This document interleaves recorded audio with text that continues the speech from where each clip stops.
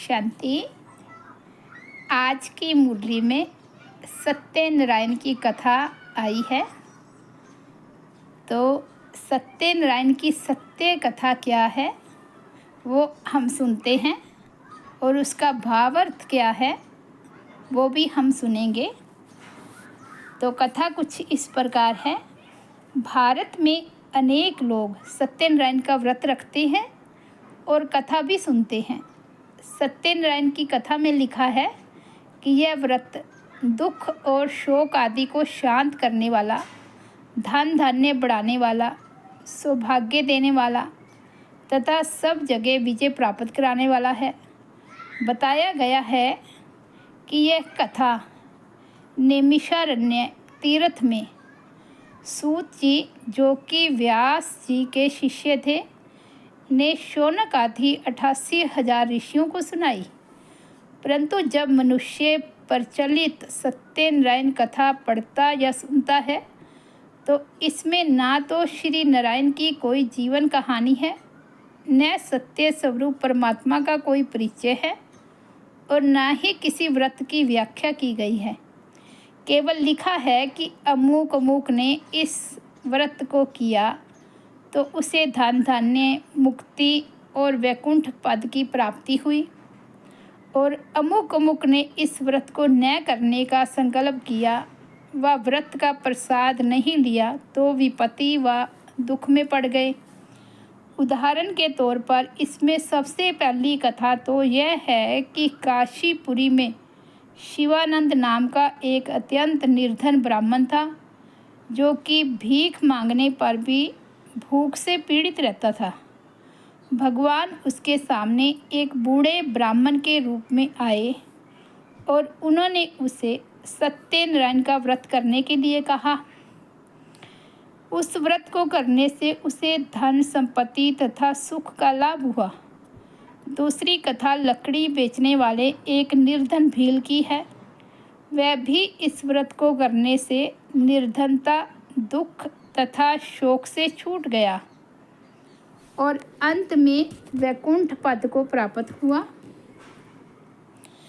सत्यनारायण कथा में जो सबसे बड़ी कथा लिखी हुई है वह यह है कि एक वेश्या ने एक संकल्प किया कि उसके संतान होगी तो वह यह व्रत अवश्य करेगा। परंतु उसको जब एक कन्या उत्पन्न हुई तो उसने अपना वचन टाल दिया और कहा कि इसके विवाह के अवसर पर करूँगा। उस अवसर पर भी वह व्रत करना भूल गया। इसके परिणाम स्वरूप सत्यनारायण ने रुष्ट होकर उसे शाप दिया कि उस पर दुख आए। तभी वहाँ राजा के यहाँ चोरी हो गई और राजा के दूत वेश्या और उसके दामाद को चोर मानकर पकड़कर राजा के पास ले गए। राजा ने उन्हें जेल में बंद कर दिया। उधर लीलावती वैश्य की स्त्री ने पति के लौटने के मनोरथ को लेकर सत्यनारायण व्रत किया और भगवान ने राजा को स्वप्न में आदेश दिया कि इन दोनों को छोड़ दो वरना मैं तुम्हारा नाश कर दूंगा। जब राजा द्वारा मुक्त होकर दोनों अपने बेड़े की ओर लौट रहे थे तो सत्यनारायण ने सादे वेश में आकर पूछा, वेश्या तुम्हारे बेड़े में क्या है? वेश्या बोला, क्या कुछ लेने का विचार है क्या? इसमें तो लता पत्ते आदि हैं। तब बदले हुए वेश में सत्यनारायण बोले, तथास्तु। इसके परिणाम स्वरूप उस बेड़े में पड़ा सब धन सोना आदि लता पत्ता हो गया। परंतु जब वेश्या ने लौटकर उस साधु वेशधारी से दुख प्रकट किया तो उसने कहा, तुम मेरी पूजा नहीं करते हो और व्रत नहीं करते हो, इसलिए मेरी इच्छा से तुम्हें यह सब दुख प्राप्त हो रहा है। जब वेश्या ने व्रत करने का आश्वासन दिया तब भगवान की प्रसन्नता के फलस्वरूप लता पत्ता के स्थान पर पहले की तरह सोना चांदी धन आदि प्रकट हो गए। वेश्या और उसके दामाद आगे नगर के तट तक आ पहुँचे और बेड़े को तट से लगाकर उन्होंने नगर की भूमि पर पग धरे। कलावती वेश्या की पुत्री, जो कि सत्यनारायण व्रत कर रही थी, पति और पिता के बेड़े के आने की सूचना पाकर सत्यनारायण का प्रसाद छोड़कर बेड़े की ओर चल पड़ी। प्रसाद ना लेने का परिणाम ये हुआ कि उसका पति अदृश्य हो गया और बेड़ा डूबकर सागर तल में विलीन हो गया।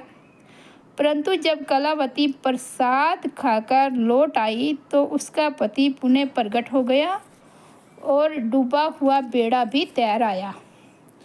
तो इस कथा का आध्यात्मिक रहस्य बाबा हमें बताते हैं कि ये श्री सत्यनारायण की कथा में जो वृद्ध ब्राह्मण आकर व्रत करने के लिए कहता है वह प्रजापिता ब्रह्मा है, अर्थात सत्य स्वरूप शिव बाबा एक साधारण वृद्ध ब्राह्मण के तन में दिव्य प्रवेश होकर श्री नारायण बनने की सच्ची कथा सुनाते हैं और पवित्रता अथवा ब्रह्मचर्य रूपी व्रत बताते हैं।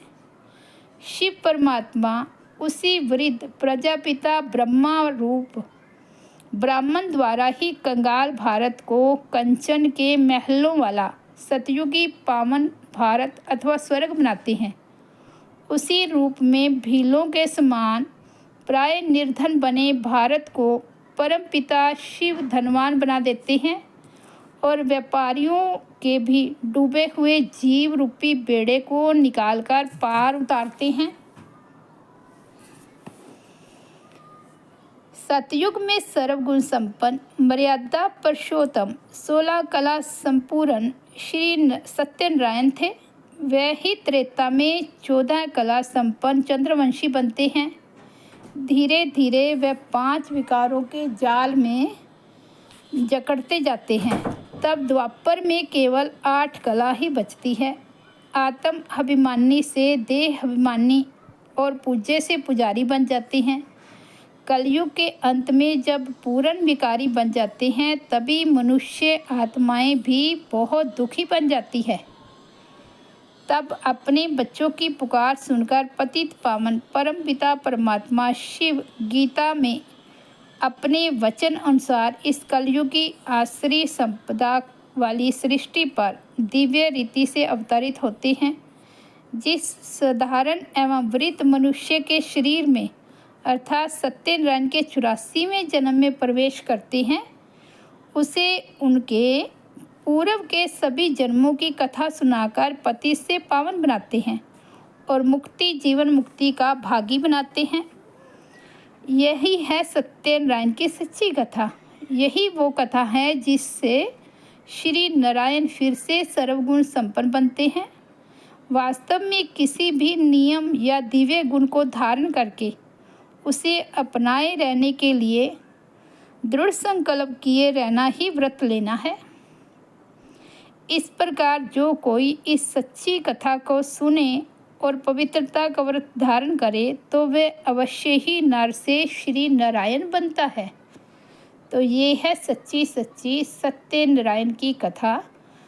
इसका आध्यात्मिक रहस्य बाबा ने हमें बताया है। जो हम भक्ति मार्ग में सत्यनारायण की कथा सुनते थे तो यही इसका सत्य रहस्य है।